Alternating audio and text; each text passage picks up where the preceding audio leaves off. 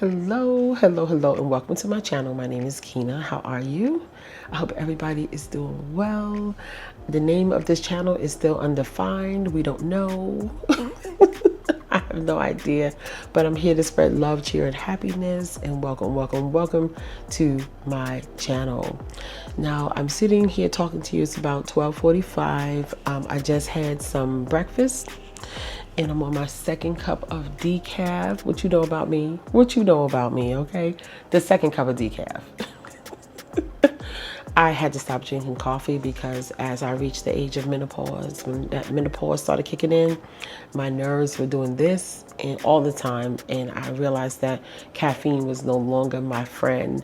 And I've been drinking coffee since I was 9 years old. So could you imagine? And no one gave me coffee at 9. I used to steal it. I would sneak and make the decaf, the instant one myself. My mom used to get the instant one, but definitely caffeine has been a part of my life. So I guess in my 50s, my body was like, no, go sit down. You all right. You okay.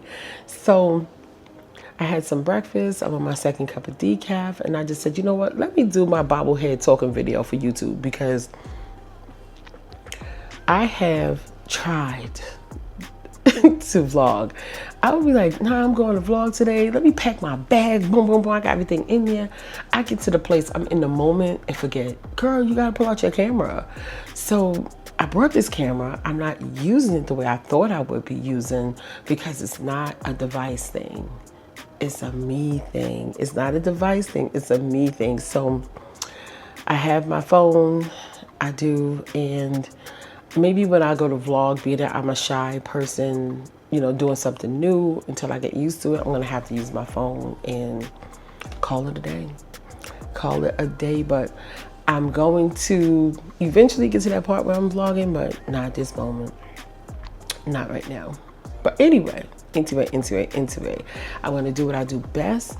I am a podcaster and I talk. That's what I do. So if you're a person who likes to have a sensible conversation, then come on in. In my mind, I was going to have this list of different things we would be talking about and carrying on and such and such and such. But I'm like, girl, how about we just do a little bit more of letting them get to know you first? Because that way you'll decide whether or not you're rocking with me, right? Because everybody ain't for everybody, you know what I mean? And I'm fully aware. Listen, I got one of those personalities. Either you gonna like me or you gonna hate me. It's the truth. And I'm perfectly okay with that. Either you gonna with me or you not gonna with me. You know what I'm saying? Yeah, I know what I'm saying, right? It's the truth. It is the truth. And I said, let me just do some more chit-chatting about myself and get my tribe together because I know you're out there. I know you're out there. I know I got some 50 plus folk who is ready to connect, and maybe we could do trips together eventually and do all that good stuff. Like, I got some plans. And plus you guys will get to see me building my life back. Okay, so former business owner, lost my business during COVID. They said it's going to affect the black business owner, the small black business owner. Certainly did. And I'm a woman, female, black business owner, single mom, a business that took care of me for years gone. And I was feeling real bad about myself until I spoke with someone and she was telling me that her family had a Filipino bakery and gone. She said they had that bakery for years. They specialize in Filipino pastries and their treats and things like that. And she said that business did well for years and the pandemic took them out. So just knowing that, I said, you know what, I can't feel sorry for myself because it happens to a lot of people where they lost their businesses. So you get to see me climb back up and do my thing, y'all. You get to see me just do my thing because I have to go back into business. I have to. And this is the crazy part. I was talking with somebody yesterday on the phone. This is an old friend. And she called and she was talking about her future plans, what have you. I usually don't interject and tell people, oh, I'm doing this, I'm doing that, I'm doing this, I'm doing that. I don't get down like that. See, once you get to the 50-50 club, you understand. Or maybe the 40-40 club, you kind of know, like, you let people talk, do what they do. So she's talking about what she's going to do. I was like, oh, okay, all right. Now, what she's gonna do with her life, that's her business. Ain't got nothing to do with me. So she says, so she's like, so what are your future plans? I said, well, I'm getting ready to finish school. She was like, oh, good, good, because I'm pursuing a degree in psychology. So then she said, oh, that's good, that's good, that's good. I said, but my plan is to go back into business. So she goes, oh. Okay, yeah, I'm going back into business. She was like, oh, you're going to open back up your daycare? And I was like, yeah. She was like, but why would you do that? She was questioning, like, why I would do that. Because it's my business, it's what I want to do. So you can't share stuff with people. You see what I'm saying? It was more said in the conversation, but I can't have certain conversations with certain people. I cannot. And that's something that, we got to know as we get older. How should I put this? They say that you shouldn't tell people what you're doing. I don't have a problem with telling people what I'm doing, but I just know that, like, sometimes we have to be mindful of how we place our opinions on people because we don't know what stage of the process they're in. Like, let's say you're not sure if it's something you should be doing. You're not sure. Like, should I, shouldn't I? What if I needed some validation from a friend, or I want to have a conversation with a friend about whether or not this is a good idea? Like, I want to bounce this idea off of you. You know what I'm saying? They could just tear you on down. And it gave me a flashback, y'all. Let me give y'all a flashback. So picture it. Picture this, right? We need that scene that goes, you know what I'm saying? Picture it. It's about 2000, early 2000s, 2004 to be exact. And we living in the projects in Brooklyn, me and my girls. I had 2 daughters at the time. And we living in the projects, y'all. We stepping over. Believe it or not, we still stepping over crack valves. It was still crack going on, y'all. Urine in the elevators. Shootouts every other day. You hear me? Shootouts every other day. There was this boy in the building. Wherever he came around, there would be a shootout. And when I would see him, I would be, oh no, Satan is here. And I knew I wasn't going to be in and out like that because I knew, because I lived in the front of the building, I could see downstairs. And I was like, oh shoot, Satan is here. Because every time he came, it was a shootout. One time it was a shootout. And he ran into the building, closed the door on the kids that was outside. The kids was outside playing. So we dealing with shootouts. I'm living in a food desert. There's no food. Okay, there's a bodega on the corner. Ask anybody in pink houses about that bodega on the corner. You know what I'm saying? See, my Brooklyn is coming out. My Brooklyn is coming out. So there's a bodega on the corner. And there's a little supermarket around the corner. But when I tell you, the prices were so high. The food wasn't fresh. The milk, when you open it, you could smell the milk is about to expire, but it wasn't at that date, You never get like the fresh food. So I lived in a food desert. In order for me to get food, I had to travel. I would take my shopping cart on the bus with my daughter, go to Pathmark, get a cab back with my food, lug it. And the drivers, the cabs, they had like this cab ring going. They were so good. They always helped me. I truly appreciate them guys, for helping me. They never try to talk to me. They ain't try to get no girlfriend or nothing. They just was helping me with my daughter. So this is the environment we lived in. Violence, filth. When you live in the projects, your apartment is only as good as the next person's apartment, right? If they got roaches, you got roaches. I seen a roach try to crawl through my window once. I couldn't believe it. I was like, I gotta spray the window. I can't make it out. So there's some things I have PTSD. Definitely is seeing roaches. Roaches, no, it drives me crazy because look where I came from. Look as a young adult, this is how we live. So it's 2004. I had my second daughter in 2001, and I said, wait a minute. I can't raise my kids here. Now, mind you, my oldest, she's 10, and she already remembers the projects, but I got a car, And to socialize her, I would take her away from there. So we used to creep out the back door, and we would jump in our little car, and we would go on about our merry way, you know, and then we would come back in at night. So I would take her to the neighborhoods I grew up or I knew was safe for her to be in. So we just basically slept there. We didn't socialize there. Nobody really knew our name. We just kind of stayed to ourselves over there. Had the second baby. I said, wait a minute now. No. She can't grow up like this. She cannot grow up like this. She can't. It's just, no. It's a no. It's a hard no. I can't have her grow up in a place where they only got one swing in the park. And not only that, the parks were not safe as well. It was real. Not to mention the school systems. Should we get into that? We're going to go there. We're going to go there. I would see parents smoking, you know what, on their way to taking their kids to school in the morning. So I couldn't put my daughter in those schools. I had to put her in private school. Look at all the stuff we got going on. See, y'all like, girl, it was a lot. Yeah, it was a lot. Sure, I never glorify that life. Never. So it was a lot. It was a lot that we was going through just to live there. And my rent was about $500 a month at the time. And it just wasn't given. It wasn't enough. The rent was cheap.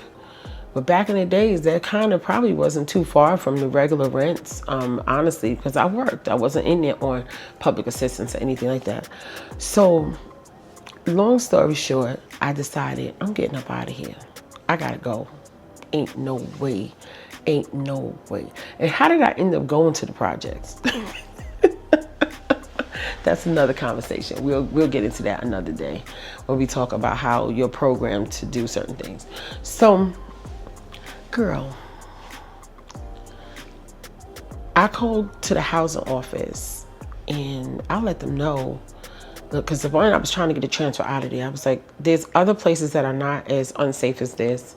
I wanted to get a transfer. I had a heart condition at the time where I would just have this tachycardia. It just would, it was terrible. So based on my medical, I wanted to move closer to my mom.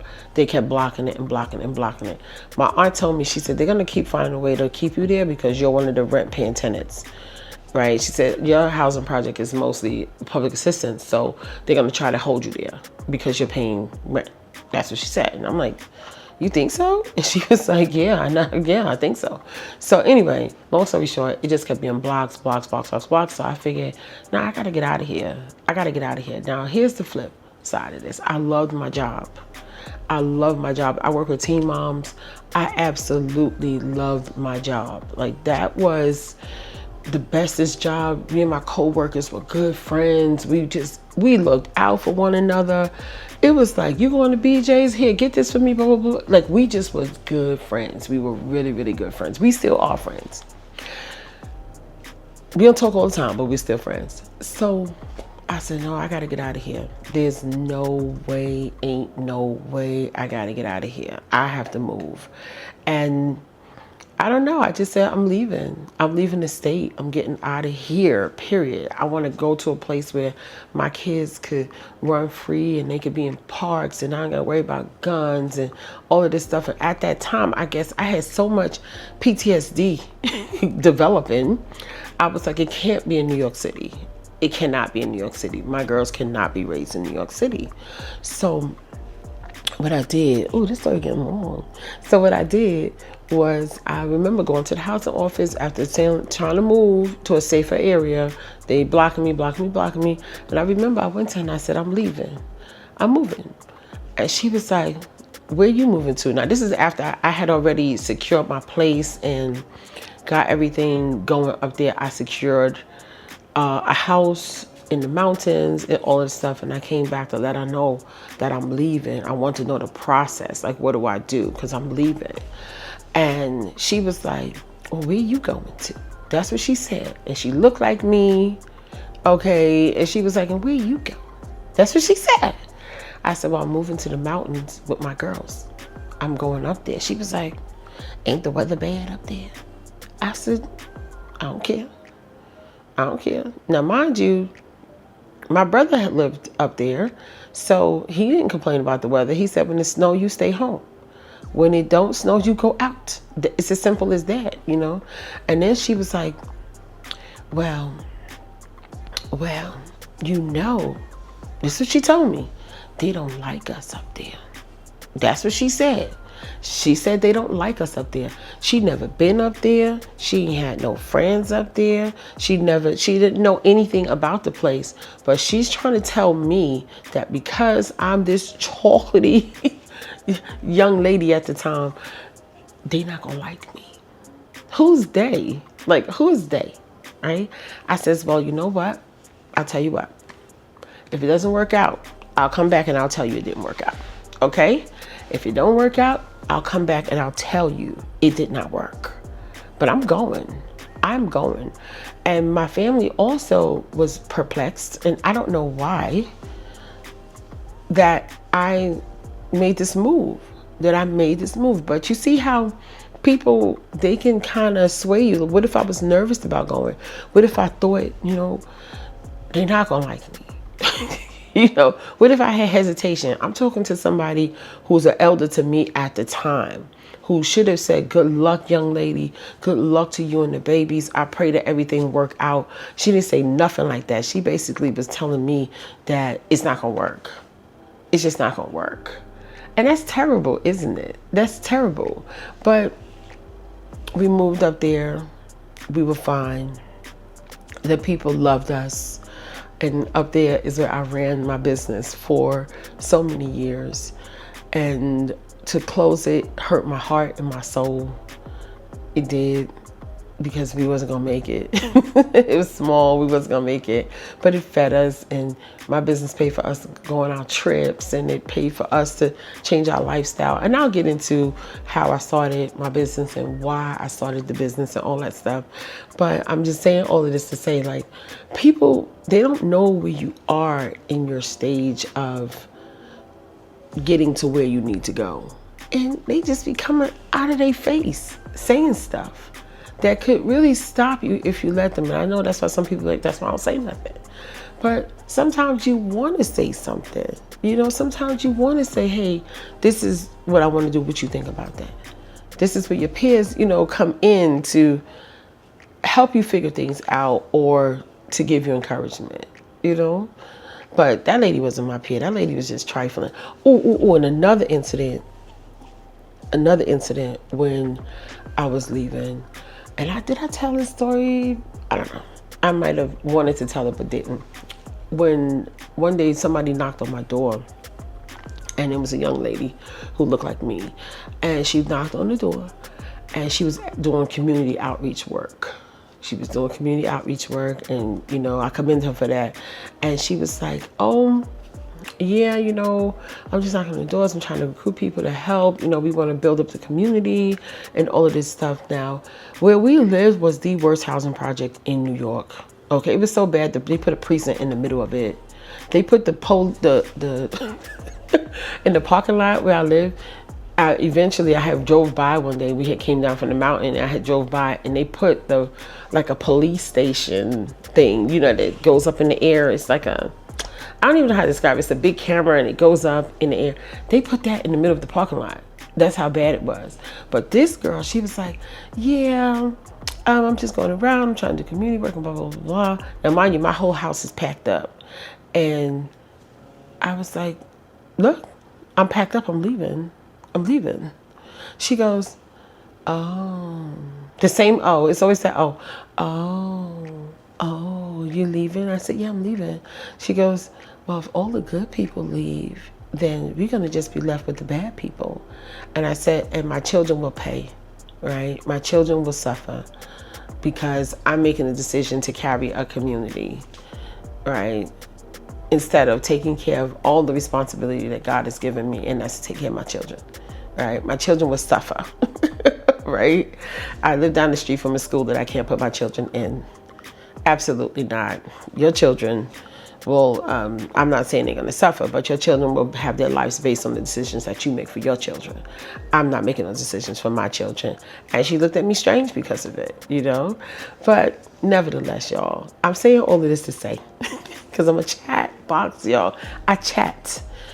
You never know where somebody's at in their stage, so be mindful of what you say. And I guess too, lesson for me again is that when I'm sharing information about my life, I have to be very careful. I gotta know what's going on in their life first, because if they don't got good things going on in their life, they're not gonna even try to spar with you like that. They're not. They're gonna do their best to try to make it seem like there's something wrong with what you're doing, when you know what you're doing is right for you. You know what I'm saying? Child, listen, I tell you, auntie talk.